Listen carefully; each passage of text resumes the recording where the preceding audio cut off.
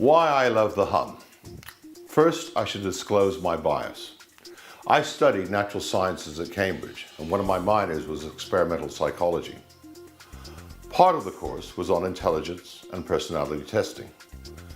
The key message was that while IQ tests were 99% reliable, you got the same result every time you sat the test, and valid, personality tests were around 70%. Also, the most reliable and valid personality test was the 16PF, which analyzes people in terms of 16 personality factors. However, I also learned that the limit of short-term memory was 7 items, and that if you ever wanted a simple analytical tool, you shouldn't have more than 7 factors in it. I'm going to compare the Humm to the 3 most common personality profiling technologies, which are Neuro-Linguistic Programming, or NLP for short, DISC, and Myers-Briggs.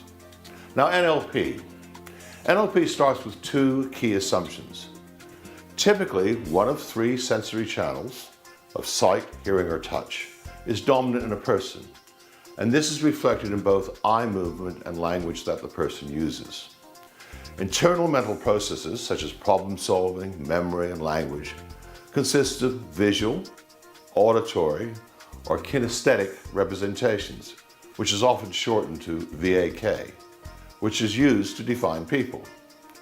Then, using a technique known as rapport, you achieve empathy by matching someone's speech, body rhythms, and nonverbal behavior.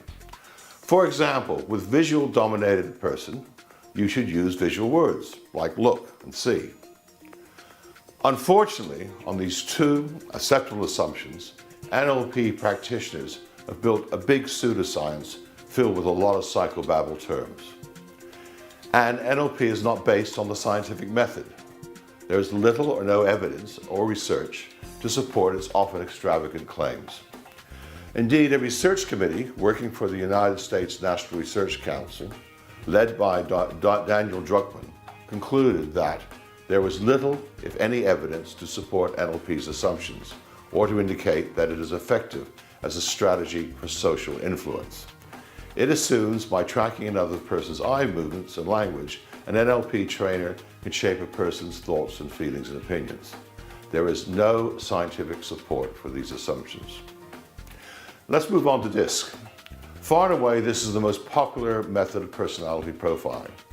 The classic DISC test consists of 28 questions, each with 4 options, and asks the respondent to select which of these applies most closely and least closely to their approach in life.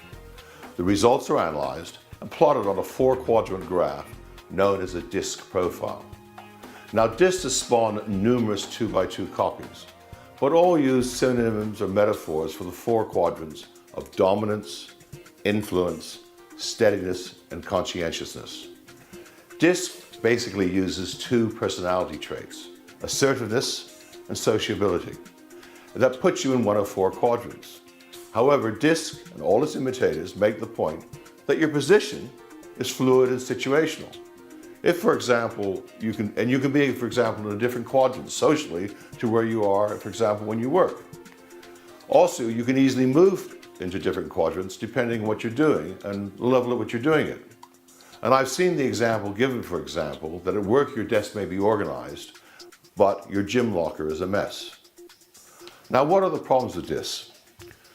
First, DISC does provide an answer, but it's too simplistic. It puts people in one of 4 boxes. And when we talk about a personality, we're trying to work out what someone's temperament is, which is defined as our inherited emotional predisposition. It's genetic and fixed. What we want to know is what is someone's consistent emotional response.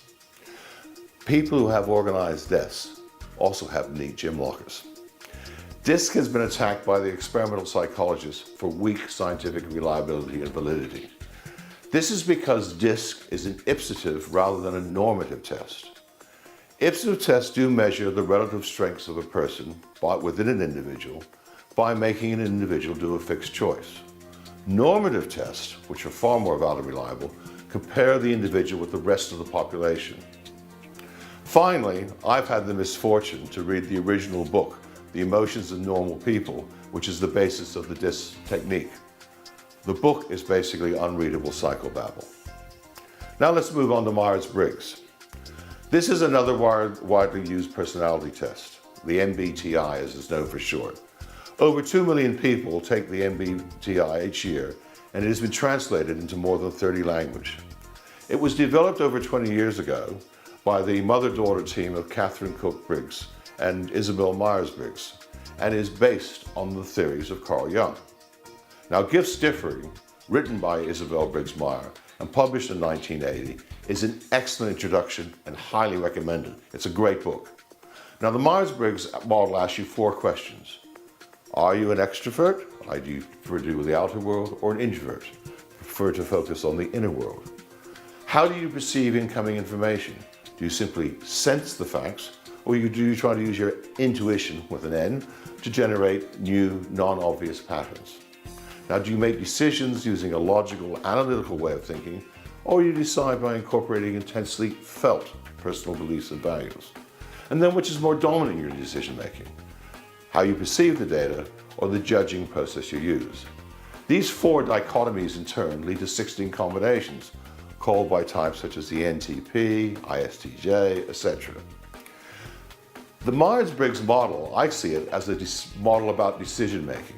Now, how we make decisions is very important and does reflect your personality. However, it's not a theory of core emotions. It also suffers the difficulty of having to learn 16 different combinations based on the 8 factors. So what are the problems? I think Myers-Briggs is actually a lot like astrology. Ask anyone who's done a Myers-Briggs, they know exactly what it is, just like everyone knows their own star sign. But unfortunately, they find it impossible to identify the star signs of others. Ditto with Myers-Briggs. Most people know their own identity, but can't identify other people. What you want is a practical system that allows you to identify the core emotional drives of a person within 60 seconds.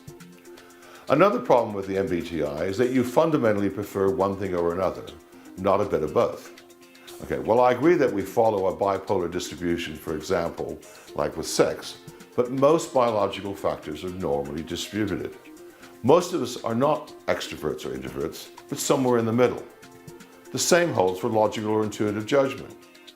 Finally, and I think this is a very, very big weakness, the MBTI does not easily identify the corporate psychopath or the corporate bully.